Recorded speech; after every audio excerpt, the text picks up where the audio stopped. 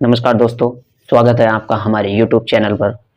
दोस्तों, आज की कहानी उत्तर प्रदेश की राजधानी लखनऊ से जुड़ी हुई एक ऐसी घटना है जिसे सुनकर शायद आप भी जो है कुछ पल के लिए खामोश हो जाएंगे, क्योंकि यह कहानी सिर्फ एक लड़की की ही नहीं है, बल्कि ये कहानी उस दर्द की है जो अब तक जन्म लेता है और अपने ही रिश्ते, भरोसे को तोड़ देता है।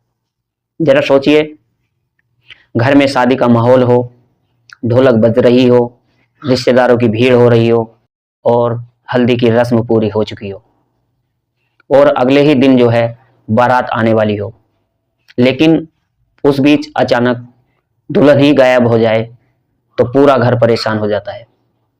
रिश्तेदार इधर उधर खोज रहे थे, माँ बाप की हालत खराब हो गई और परेशान हो गए। और जब लड़की मिलती है तो वो अपने ही परिवार के खिलाफ ऐसी सच्चाई बताती है कि जिसे सुनकर जो है हर किसी के पैरों तले की जमीन खिसक जाती है।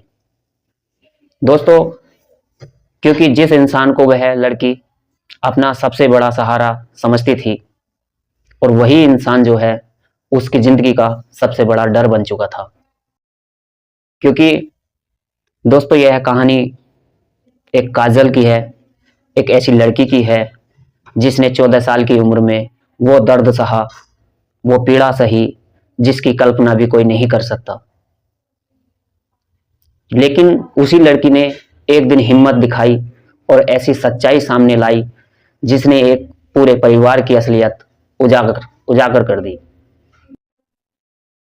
तो चलिए दोस्तों, शुरू करते हैं इस लखनऊ की इस सच्ची क्राइम स्टोरी को। नमस्कार, आदाब, मैं सुंदर कुमार आज की जो सच्ची घटना सुनाने जा रहा हूं, इस सच्ची घटना को इस कहानी के माध्यम से जानने की कोशिश करते हैं। आखिर इस कहानी में क्या रहस्य है और क्या राज थे। दोस्तों, कहानी शुरू होने से पहले आपसे एक छोटी सी रिक्वेस्ट है। आपको सच्ची क्राइम स्टोरी कहानियां सुनना पसंद हैं तो हमारे चैनल को अभी सब्सक्राइब कीजिए और वीडियो को लाइक कीजिए, क्योंकि आपके एक सब्सक्रिप्शन से हमारा मोटिवेशन बढ़ता है आपके लिए कहानी लाने के लिए। दोस्तों, तो चलिए इस कहानी को शुरू करते हैं। यह घटना उत्तर प्रदेश की राजधानी लखनऊ की है। तारीख थी 26 जून 2016। एक घर में शादी की तैयारियां चल रही थी। घर रिश्तेदारों से भरा हुआ था, ढोलक की आवाज गूंज रही थी, महिलाओं के गीत गाए जा रहे थे और हंसी मजाक माहौल, क्योंकि अगले ही दिन जो है उस घर पर बारात आने वाली थी। काजल की शादी थी। दिन में उसकी हल्दी की रस्म पूरी हो चुकी थी, अब जो है शाम के समय मेहंदी की रस्म होने वाली थी। घर की एक महिलाएं बार बार आवाज लगा रही थी, काजल को बुलाओ, मेहंदी लगानी है, मेहंदी का समय है। लेकिन काजल कहीं दिखाई ही नहीं देती। उसको देखा जाता है, तलाश किया जाता है। पहले घर के अंदर तलाश की गई और फिर जो है छत पर देखा गया और इधर उधर पड़ोस में भी उसको तलाश करने की कोशिश की, लेकिन काजल का जो है कोई भी पता नहीं चला। अब जो है घर वालों की चिंता धीरे धीरे बढ़ने लगी, क्योंकि अगले ही दिन जो है बारात आने वाली थी। रिश्तेदार ने फैसला लिया कि अब जो है पुलिस को खबर करनी चाहिए और परिवार के कुछ लोग सीधे नजदीक ही जो है पुलिस स्टेशन पहुंचते हैं और उसकी जो है शिकायत लगाते हैं। उन्होंने पुलिस को पूरी बात बताई कि साहब, हमारी बेटी की कल शादी है, आज अचानक वह गायब हो गई और हमने जो है हर जगह खोजने की कोशिश की, लेकिन हमें नहीं पता चला। कृपया हमारी मदद कीजिए। और पुलिस अधिकारियों ने जो है उन्हें बैठाया, पानी पिलाया और आराम से बातचीत की और फिर एक फोटो दिखाते हैं और पूछा, क्या यही वह लड़की है जिसे आप ढूंढ रहे हैं? परिवार वालों ने फोटो को देखा और तुरंत पहचान लिया और कहा, हाँ साहब, यही हमारी काजल बेटी है। लेकिन अगला पल सबके लिए चौंकाने वाला था, क्योंकि वह लड़की यानी कि काजल उसी पुलिस स्टेशन में जो है अंदर बैठी हुई थी। परिवार वाले उसे देखकर रो पड़े, उसे गले लगाया, उससे हमदर्दी जताई और कहा, चलो बेटा, अब घर चलते हैं। लेकिन तभी जो है पुलिस अधिकारी ने कहा, यह लड़की अब घर वापस नहीं जाएगी।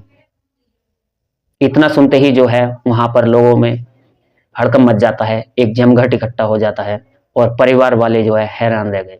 तभी पुलिस अधिकारी ने कहा, पहले इसकी पूरी बात सुनिए। और जब काजल ने बोलना शुरू किया तो हर किसी के पैरों तले की जमीन खिसक गई। सब उस बात को सुनकर हैरान रह गए। काजल की कहानी, काजल का जो है जन्म साल 2003 में हुआ था। उसकी मां सुनीता की शादी एक ऐसे व्यक्ति से हुई थी जो मुंबई में काम करता था। कुछ साल तक सब कुछ ठीक था, सब कुछ नॉर्मल था, लेकिन धीरे धीरे पति पत्नी के बीच जो है विवाद होने लगा। आखिरकार साल 2009 में दोनों अलग हो गए। सुनीता अपनी बेटी काजल को लेकर लखनऊ आ गई। कुछ समय बाद जो है सुनीता ने दूसरी शादी कर ली।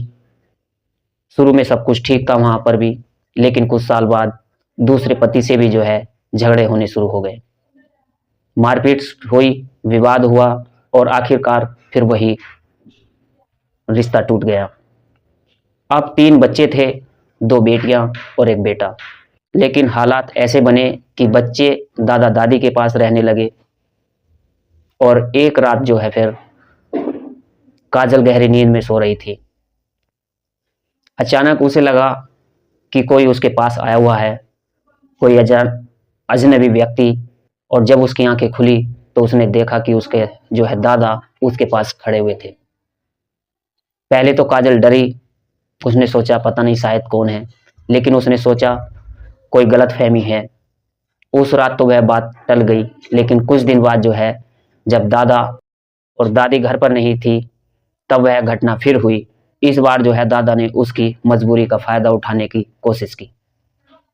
काजल रोई, गिड़गिड़ाई, लेकिन उस आदमी पर जो है उस पर किसी तरह की कोई दया नहीं आई। अगले दिन काजल ने सारी बात जो है अपनी दादी को बताई। अब जैसे ही उसने अपनी बात दादी को बताई तो दादी ने जो है उस पर ही आरोप लगाने शुरू कर दिए। उस दिन काजल को समझाया गया कि अब उसे जो है खुद ही अपनी लड़ाई करनी होगी।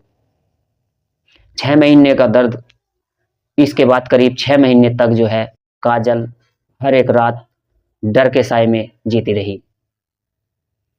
इसके बाद जो है बस यही दुआ करती थी, काश सुबह जल्दी गुजर हो जाए, रात गुजर जाए। लेकिन उसे जो है इस बीच उसका संपर्क एक एनजीओ से होता है।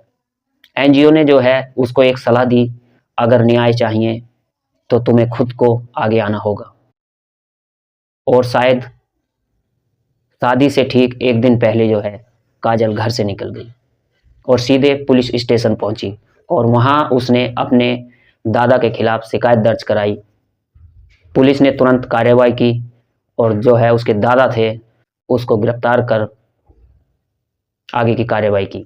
और काजल को जो है सुरक्षित एक सुरक्षा के शेल्टर होम में भेज दिया गया। जब काजल 18 साल की हुई तो वह उसी एनजीओ से जुड़ गई और उसने सेल्फ डिफेंस ट्रेनिंग ली। और वह आज वही दूसरी लड़कियों को सिखाती है कि अगर कभी भी जिंदगी में ऐसी स्थिति आए तो डरना नहीं है, घबराना नहीं है, अपने खिलाफ आवाज उठानी है।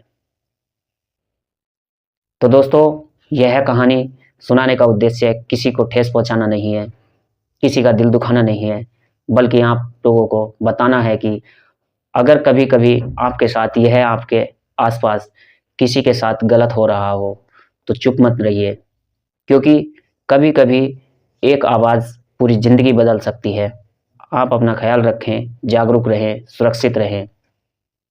जय हिंद, जय भारत।